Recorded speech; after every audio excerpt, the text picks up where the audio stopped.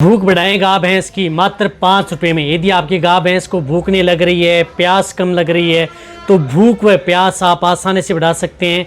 खर्चा आपका बहुत कम होगा। क्या देना चाहिए, क्या करना चाहिए, आज की वीडियो के अंदर मैं आपको पूरी डिटेल से बताऊंगा। बहुत इस तरह के जो पशुपालक हैं उनके कमेंट्स आ रहे हैं कि सर हमारे पशुओं की भूख नहीं बढ़ रही है, उसको प्यास कम लगती है, पानी कम पीता है। यदि आपके पशु को भी भूख कम लग रही है, पानी कम पी रहा है, तो उस स्थिति में ये चीज़ जो मैं बता रहा हूँ ये आप अपने पशु को खिला दो। प्रॉपर आपका पशु खाना पीना खाएगा, साथ साथ में पशु की प्यास भी बढ़ेगी। तो क्या देना चाहिए, क्या करना चाहिए, आज की वीडियो के अंदर मैं आपको पूरी डिटेल से बताऊँगा।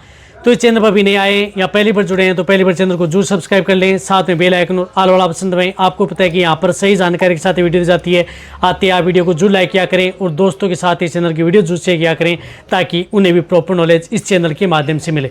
देखो, यदि आपका पशु दाना चारा कम खा रहा है, पशु को भूख कम लग रही है, पशु को प्यास कम लगती है, यदि पानी कम पी रहा है, यदि इस तरह की समस्या यदि आपके पशु में है, या जुगाली कम करता है, या जो जिस प्रकार से जो भी दाना चारा दे रहे हैं वह कम खाता है लेकिन प्रॉपर नहीं खा पाता है, इस तरह की समस्या यदि आपके पशु में है तो भी आप इन चीज़ों का उपयोग कर सकते हैं।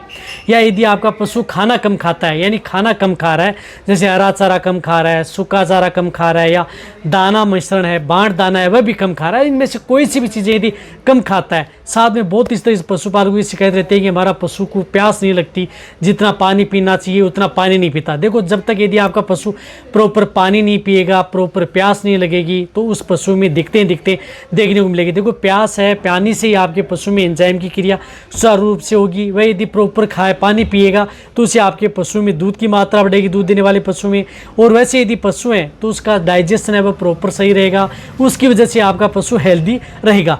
तो इन सभी समस्याओं के लिए आपको क्या करना है कि आपको एक तो जिस प्रकार से लेना है सेंधा नमक और काला नमक। ये सेंधा और काला नमक आप अपने पशु को जो भी बांट दाना दे रहे हैं, यानी जो भी बांट दाना दे रहे हैं, उन दोनों को साथ में आपको मिक्स करना है।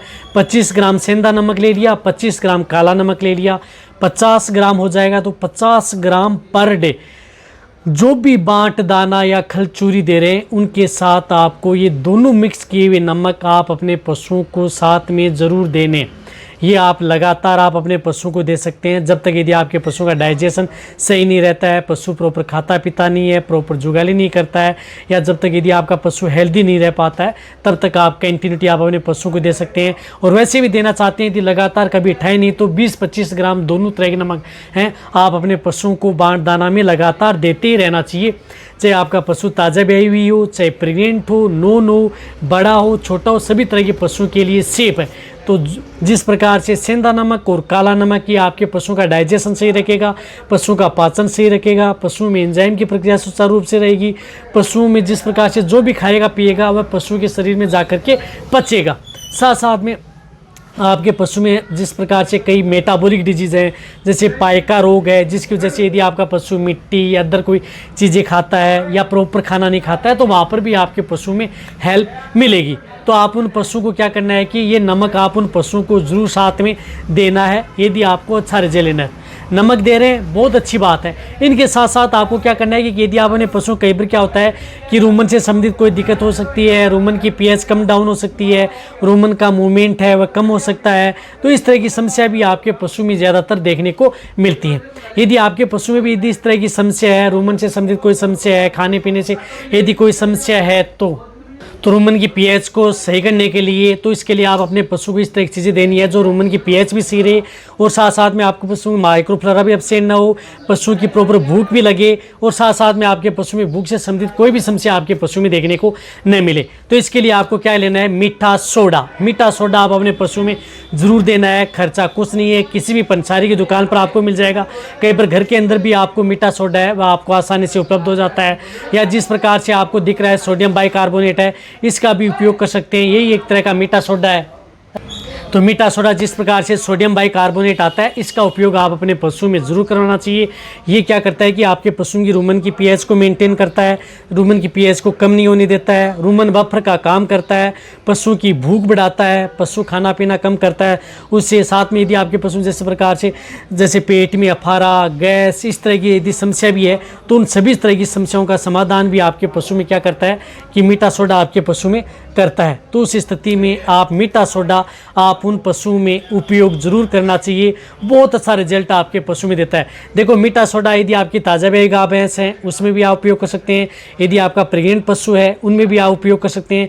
जिस तरीके से मैं बता रहा हूँ उस तरीके से आपको मीठा सोडा आपको देना है, तभी आप अपने पशुओं की भूख बढ़ा सकते हैं या अदर कोई समस्या है उनसे आप निजात पा सकते हैं।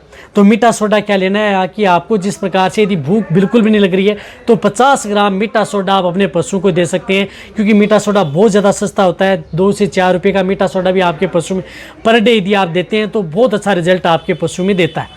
तो मीठा सोडा आपको क्या करना है कि 50 ग्राम मीठा सोडा जो भी आप अपने पशु को सूखा चारा दे रहे हैं या दाना चारा दे रहे हैं उनके साथ आपको मिक्स करना है। उसको क्या करना है कि मीठा सोडा को आपको मिक्स करना है और तुरंत आप अपने पशु को खिला देना है। देखो मीठा सोडा को आपको पानी में भिगो करके नहीं रखना है, इस बात का आपको ध्यान रखना है। कोई भी बाँट दाना दे रहे हैं उसके साथ आप लंबे समय तक आपको भिगो करके नहीं रखना है। मीठा सोडा जब भी दे रहे हैं तो आपको तुरंत आपको उपयोग करना है। जैसे यदि आपने दिया तुरंत आप पशुओं को दाना चारा में मिला है तुरंत आप अपने पशुओं को खिला दें। इसी तरह से यदि आप पशु बिल्कुल भी यदि खाना पीना नहीं कर रहा है, भूख नहीं लग रही है, तो इस स्थिति में 50 ग्राम मीठा सोडा लिया, पानी के साथ घोला, अच्छी तरह से हिलाया और तुरंत आप अपने पशु को क्या करना है कि पिला देना है। तो उस तरह की स्थिति में पिलाया जा सकता है, पानी के साथ घोल करके दिया जा सकता है। कोई भी सूखा चारा दे रहे हैं या बाण दाना दे रहे हैं उसके साथ मिक्स करके दिया जा सकता है। तो ये क्या करता है कि आपके पशु के लिए सेफ रहता है।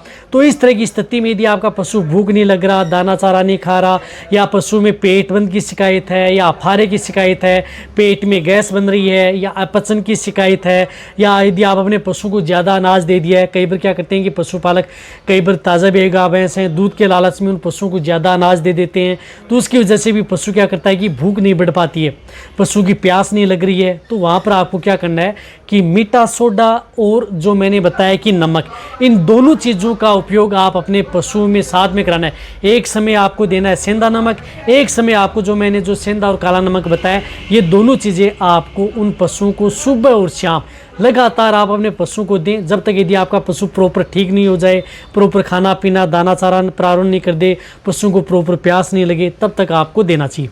इससे क्या बेनिफिट होगा, आपके पशु की इंडाइजेशन से संबंधित दिक्कत, पेट की बीमारी दूर होगी, साथ साथ में आपके पशु में दूध से संबंधित कोई भी समस्या है वह भी आपके पशु में देखने को नहीं मिलेगी। रुमन की पीएच आपके पशु में सही रहेगी, जिससे कि पशु में थनेला रोग है या एसिडोसिस डिजीज़ है या लंगड़ा करके पशु का चलना है, इस तरह की समस्या भी आपके पशु में देखने को नहीं मिलेगी। तो इन सभी समस्याओं का समाधान होगा। साथ में आपका पशु जिस प्रकार से खाद्य वस्तुएं वह भी आपका पशु नहीं खाएगा। तो अब आप अच्छी तरह समझ गए होंगे कि आप अपने पशुओं की भूख कम, जिस प्रकार से खर्च में भी आप अपने पशुओं की भूख बढ़ाई जा सकती है, जो कि पशुओं के लिए सेफ है। तो वीडियो सभी पशुपालक हैं, वेटरनरी हैं, उन सभी के साथ ये वीडियो शेयर करें। इसी तरह से आप मेरी वीडियो देखते रहें। थैंक्स।